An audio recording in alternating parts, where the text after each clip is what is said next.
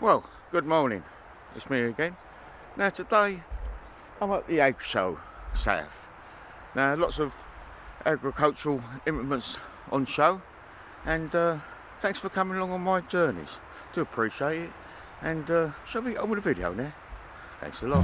Cheers.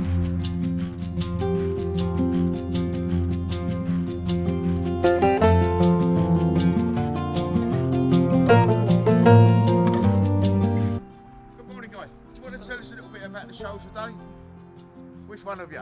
You're all pointing in different directions. So what's the show about anyway? Today's show is an expo of the latest agronomy techniques for the southeast. So we've got AgriSouth being a focal point for the latest in crop growing trials, and farm machinery, displayed here today. Yes. Yeah, it's. We're expecting a few hundred people come in and have a Excellent. look. So we'll see Excellent. How the and your colleague next door to you? And what are you here for? I'm here. I'm part of the group that organised this, so which is Great Fine Events.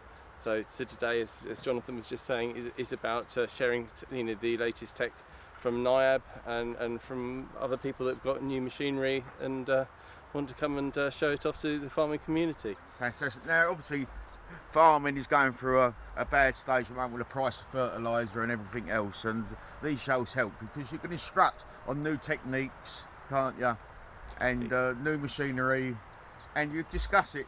You've got a show that goes on, you've got some sort of talk or show going on today. It's a forum for people to discuss the state of agriculture in the UK and wider today. Yep.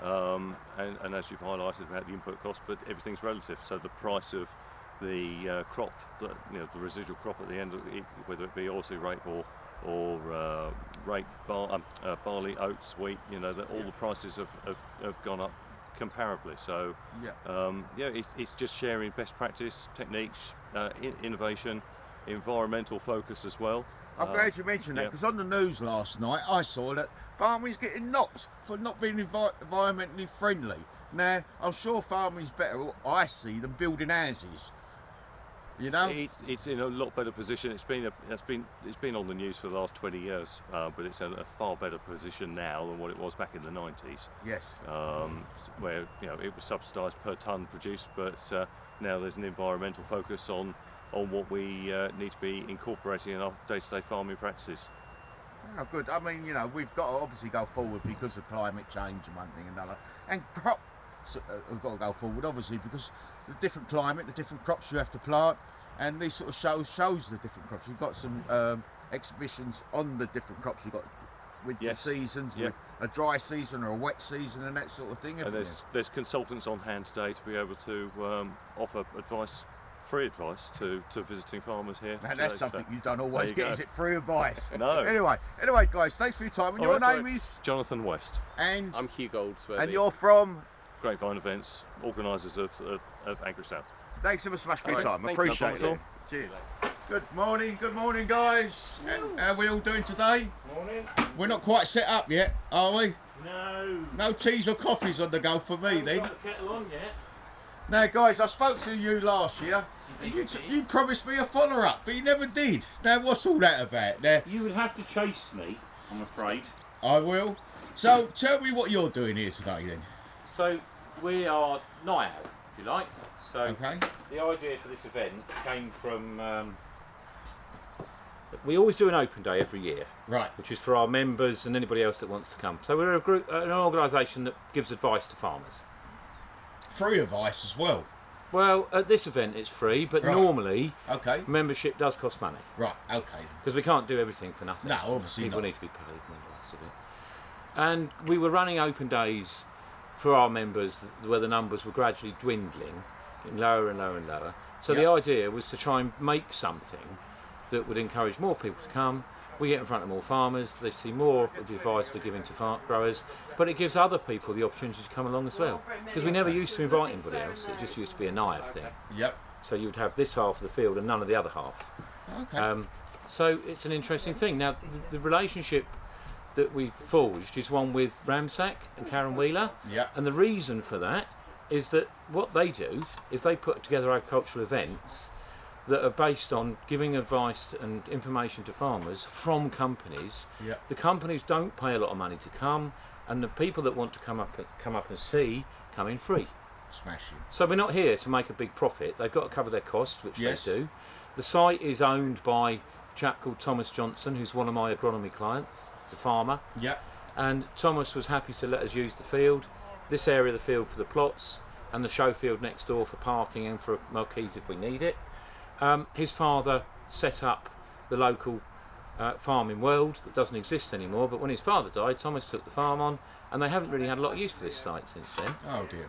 But of course we're right next to the dual carriageway. It's a good spot, Good access. good access, so hopefully people will Yeah. come and Nah, we can use it for more than just car boots. Yeah. Now I can see that you've got some crops growing now. Now, tell us a little bit about this. So they're the demo plots. Mostly we've got wheat in the ground over our side of the field, and it's basically to look at all the different types of wheat that are grown Yep. to help farmers make informed decisions about what they should plant this year. So obviously climate change, we spoke about climate change earlier, and climate change is changing now. We've got a lot of dry spells, and then occasionally we have a lot of wet winters. Now obviously there's different crops with different parts of the country, let's just say. Now do you have a crop particularly for a dry area or in a wet area? Not especially. I mean, we have to grow what people want to buy. Right. That's the main point So- to make. And the main crop that most arable farmers grow that they can make a profit from is wheat. Right. And in the southeast corner and along the southeast coast, most of the wheat that's grown is to make bread. Okay. Bread or Not biscuits. animal feed. Well, there is animal feed, but if you think about our little part of the world, if you want to sell wheat into feed homes, they're basically up in East Anglia and above the M25. Yeah, where the cattle people So are. it's or over in the West Country. Yeah. There aren't many feed outlets down here. Now, if you're going to move stuff there, Yeah. it's another £10 a tonne to move it. Obviously. It's the cost of the diesel and the lorries. So if Yeah. you've got local homes for things, it's the way forward. And you know, millers want the wheat. Yeah. So going forward, hopefully we'll still have a market for it. Various other crops are grown on farms for other outlets, all seed rape being one, Yeah. which we've had various problems with over the years. Is that because of the beetle? It the is. problems, and Cabbage the stem flea pesticides that beetle. you can't use no more? Well, partly, but mainly it's to do with unreliable establishment, and that's down to the cabbage stem flea beetle. And I suspect if we still had the neonicotinoid seed treatments, which are what was withdrawn, which is everybody blames for the problem, if they came back tomorrow, I don't think they'd answer the problem. No. And the reason I think that is that if you go back a few years, the government did allow people to use them on special licences when the pressure was really bad. They didn't stop the problem. No. Okay. So one of the things that we've all got to take on board is that a lot of the answers to our issues are not going to come out of chemical cans all No. the time. We're You know? going back to the old days, perhaps, when we used to farm more natural, Well, so yeah, less well, there- pesticides. I Yeah. mean, we talk about when we harvest wheat these days, we spray it off to kill it down. Well, straight most away. people don't, in fairness. Oh, right. The only people that do that will be those who've got weeds in the crop, so they need to kill it to dry it, Right. or where they've got an enormous farm and they need to start harvest a little bit earlier, so Yeah. they might spray a little bit of wheat just to bring the harvest on those fields forward. But there aren't that many farmers that do that. Oh, okay. Now, obviously, if you've got a big farm, Yep. and you've got to spray it off because it's all time and money for the combine Yes, contractor, it is. isn't it? Yes, it I is. mean, it's better to have him in for 2-3 days Yeah, straight exactly. rather than bring him back and Well, bring him it's- back. Well, it's better for him. Yes. Of course, he will charge you the same per acre no matter how many acres he does when he comes. Yeah. One of the issues we've got is that the chemical that they use to kill the crops at harvest is something called glyphosate. Yes. Now that's had a lot of controversy recently. In America there are a lot of lawsuits against the use of it, and people are saying they've got cancer because of it. That hasn't really been proven yet, but what a lot of the industry in this country would like is for farmers to stop using glyphosate just before harvest because it's a weed killer. Yes. Okay, so it's designed to kill weeds, and Yeah. you put it on in the autumn before you plant, or in the spring before you plant. It kills the weeds. You put your seeds in the ground, and you start with a nice clean crop. So it's like a pre-emergent sort of thing. Well, sort it of is. thing. It's a contact thing, so it's got to go onto green material. Oh, okay. So you would need to add something else as if you wanted a pre-emergent Yeah. herbicide. But the use of glyphosate, you know, we as farmers we've stopped moving a lot of soil. A lot of people are not moving much soil anymore. Now If we that's don't- because of releasing carbons and Releasing that sort carbon, but also the cost of diesel. So of thing. you know, Yes. at the one pump, pass, isn't it? exactly One pass. at the pump for us, the price of diesel's gone up by about 20 or 30p, hasn't it? Yes. Recently. And if you go back enough, it's 50p. Yep. For farmers, in the last few months, diesel has gone from 70p a litre to £1.30 a litre. So it's gone up enormously. And if you pick, I mean, there's a fairly big tractor over there, that would burn about 600 litres of diesel a day. So you don't need to be Einstein to work out. You're getting towards £1,000 a day in fuel to run one tractor. Now, obviously, because I'm glad you brought that point up about big tractors. Now, obviously, a big tractor would do one pass with, say, 2 implements on it. He could have a drill on the rear and a roller on the back of that, and something on the front of it. So it's one pass. Now, back in the old days, we used to have the old Majors and the Massey Fergusons. We'd have 3 or 4 passes, and we'd have we'd plough the soil first, and then we'd cultivate the soil to make a seed drill. Now it's all direct drilling there. Well, a lot of it is, a lot of people do still move their soil, but most people are now using much bigger tractors. Now I can see, I mean, I spoke to you before about this. Now, releasing the carbons, the worm life and all that sort of thing. There is 2 schools of thought there about some people know you've got, because of black grass, you've got to bury last year's crop. And then you've got the other people that say, oh, we're releasing carbons. We could get money from the government for not releasing carbons, and we only have to. Well, they're talking about that. That isn't actually in place yet. And the proposal that's there at the moment is offering them £20 a hectare in terms of a payment per area of farm. Yep. To change the way they do some things. Oh, okay. Now, if you were to take a tractor and drive across the field doing something, that operation could easily cost you £70 a hectare. Yes. So the motivation, you know, some people think it's coming from I don't think it is coming from the government. I think if we're going to be honest, you know, the government are dropping the ball as far as I'm concerned, and they need to recognise that we need to produce food. Yes. We need to conserve.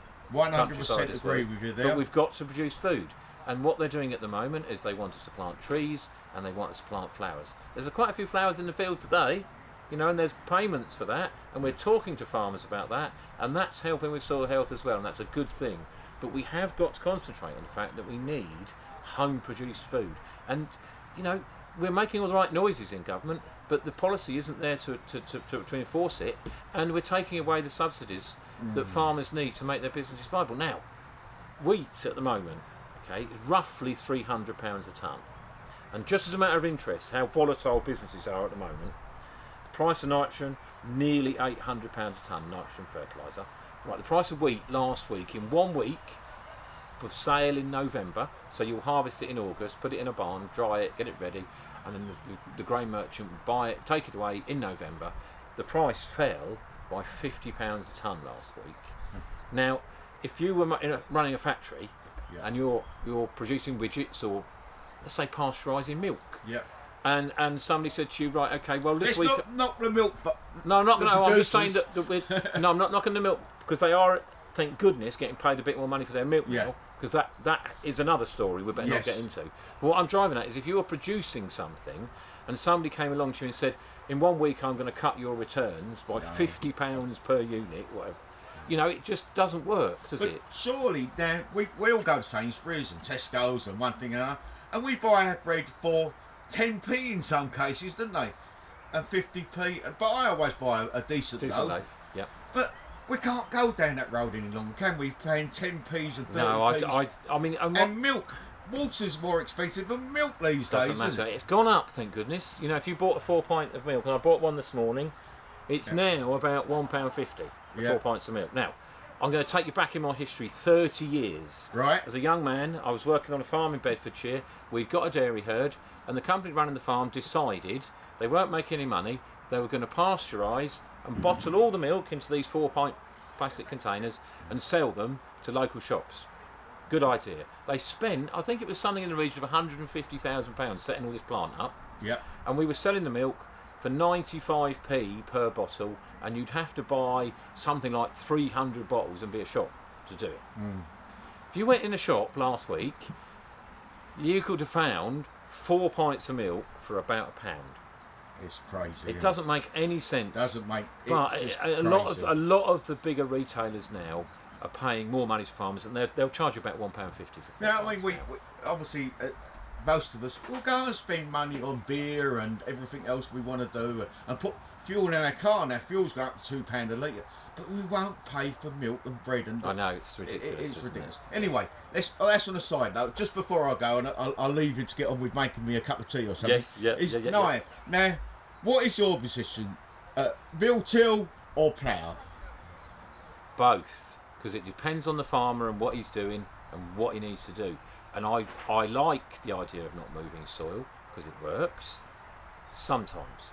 But for some people, let's take the example of growing potatoes. Yep. It's very difficult to grow potatoes well and not move soil. Oh, right. Is that because the soil has to be more looser? It's got to be looser, and you've got to build a nice big ridge of soil around those potatoes, so they're all underground. So if they come to the surface, they get green. And I'm glad you mentioned potatoes. Also, I mean, a farm near me in Gravesend, they're growing peas now. Now, peas years ago wasn't seen in the southeast, was it? It was a northeast sort of place.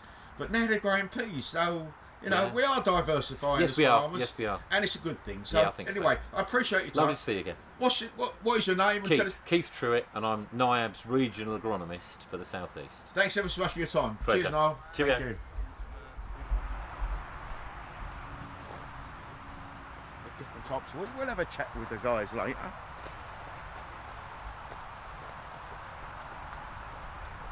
I think we'll make our way around this in the different types of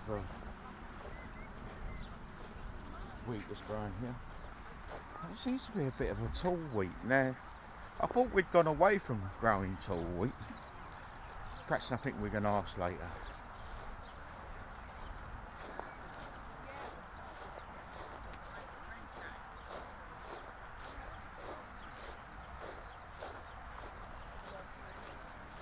Perhaps we'll ask these folk here. Good morning. I just spoke to your man in the tent. Yes. Now, I can walk along these rows of wheat now. Yep.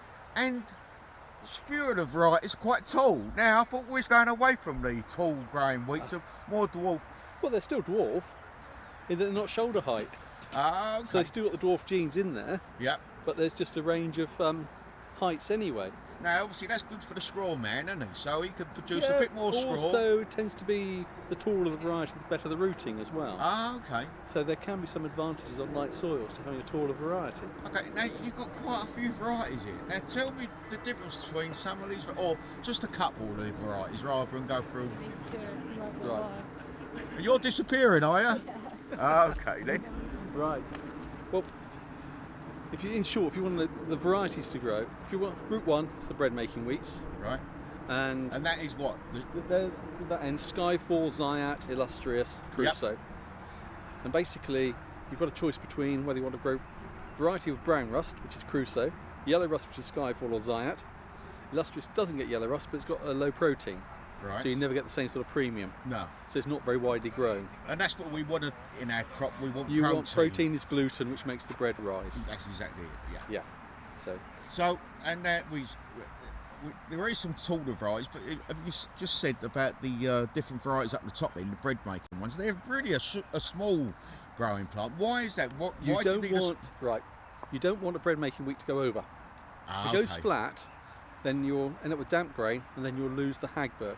The Hagberg is a measure of starch. Okay. If those starches start to change to sugar, the Hagberg falls, and if they've done that, they won't make bread. Okay. And that drops the price down at drops it to feed straight away. Straight to feed. And straight to feed. And you so lose even if quite you've got a the lot protein right and everything else right, that just kills it. Right, now obviously we've got the taller varieties here. Now what you say that's for bread, this is what for? Right. Well, you come on down, you've got group 2 bread, which is the lower quality bread ones, which includes the tall one called Mayflower, which has just been added to the list. Yep. There's also some good disease resistance ones in there, like that's palladium something and we've got obviously because of all the pesticides we've been using in the past, but we can't use now. Well, it also reduces your risk. Okay. So where I'm from is more in the southwest, higher rainfall, a lot more disease. Yeah. Therefore, we want a good disease-resistant variety. Exactly, with the flooding and one thing and another. And it's also to do with whether you can get your timings right. Gotcha. As soon as your timings get stretched, that's when the disease will start coming in. Now you've got spring. Is it spring wheat or is it? These are all autumn sown wheat. All autumn. They were all sown early October. Right. So obviously with the winters we're having now, which is a more wetter winter, now have you done something to the seed to make it? No. It's just the same breeding is in all of them, and the trouble is the breedings are getting quite close together. So if we want to get back to traits which might survive wetter times, then we have to go back to the original crosses that made this wheat to try and find something that might help. Yeah. But as they almost all originated around the Mediterranean, we may not find anything. No. Now, a few of the wheats have got a really like a covered head on there.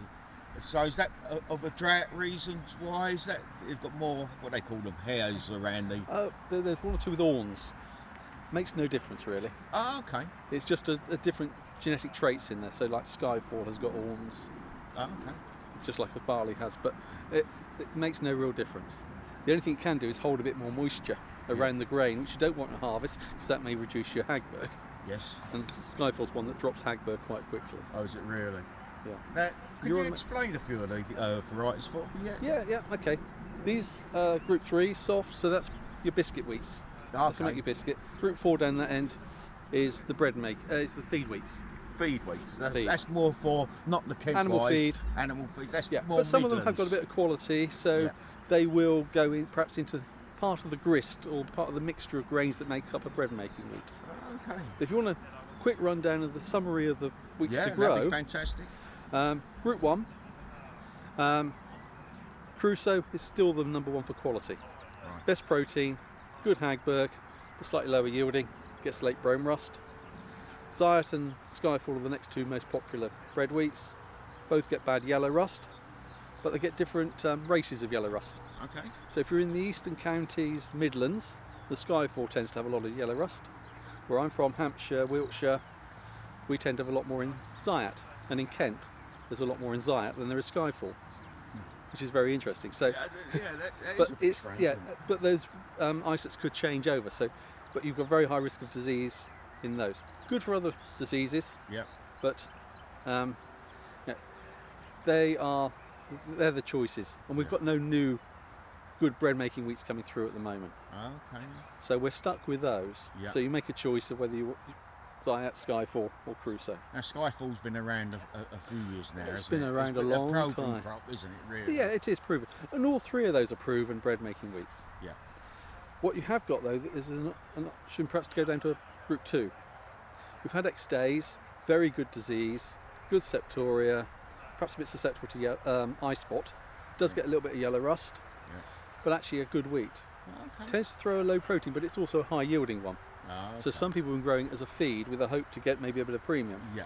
Now you mentioned the protein. I've spoken about the protein before. Now, do you want the protein in the bread or protein in the cattle feed? You want you want protein in the bread. Protein is gluten. Right. That's what traps the carbon dioxide which makes the bread arise. Right. So you need good gluten content. Oh, okay. And what makes it different is the quality of that protein is what gives you a bread making wheat. Fantastic.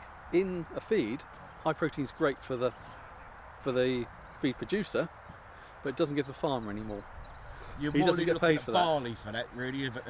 No, it wouldn't matter. It wouldn't matter, but they just don't pay extra for it. No, okay. Because they can probably get gluten from other sources like soya or other things. So I mean, Skyfall.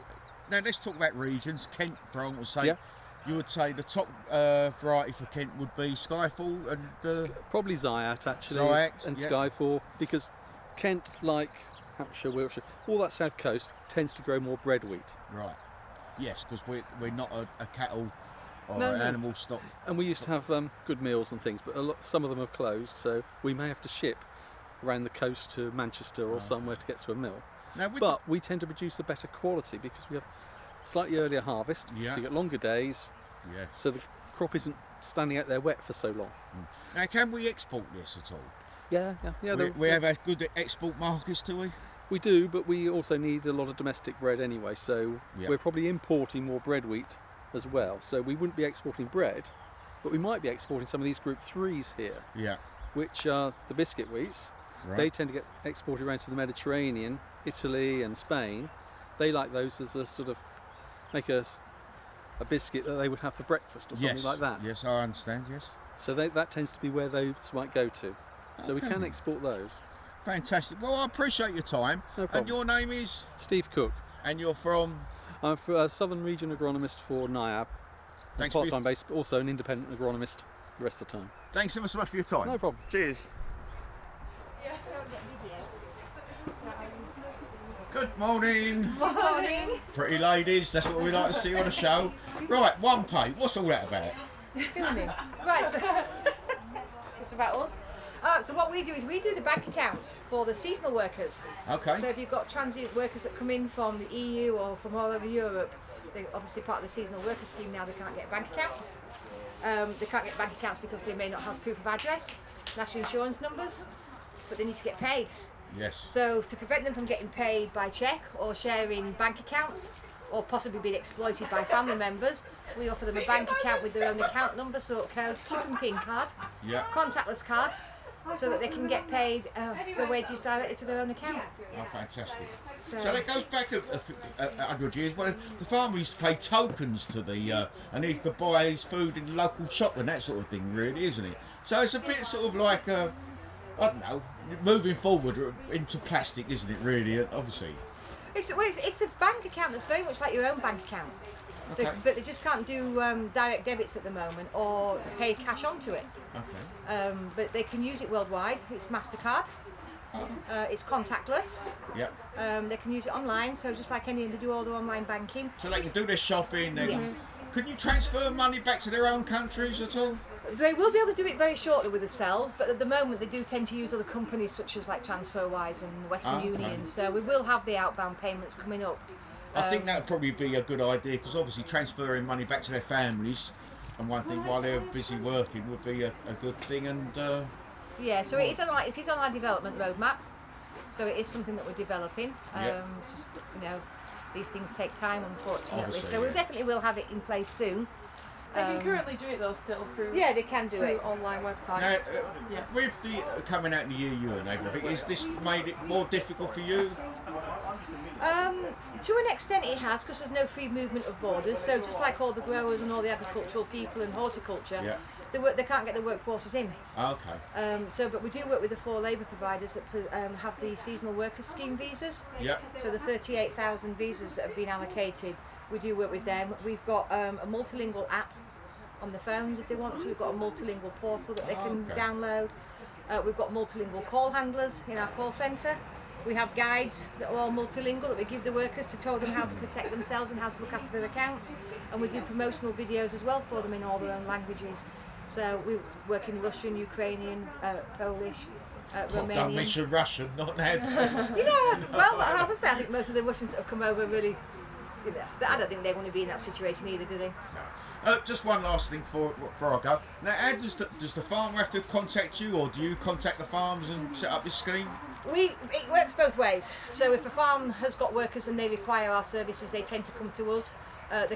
We've been searched on Google on our website, or we get a lot of referrals because we work very heavily. A lot of growers down here we work with. Especially fruit farmers, especially in the south, we've got a lot of fruit growing, so you've got a lot of migrant workers, haven't we? So we work with companies right from the top of Scotland right down into the bottom of Devon. Fantastic. Devon and Cornwall. So we cover everything. Wherever there's a need for somebody that can't get a bank account. Fantastic. So, what is your name and your company? One Pay. One Pay, and your name is? My name's Alice, and I'm head of sales and relationships. Thank you, Alice, and you are? Shannon. And you've been quiet. Yeah.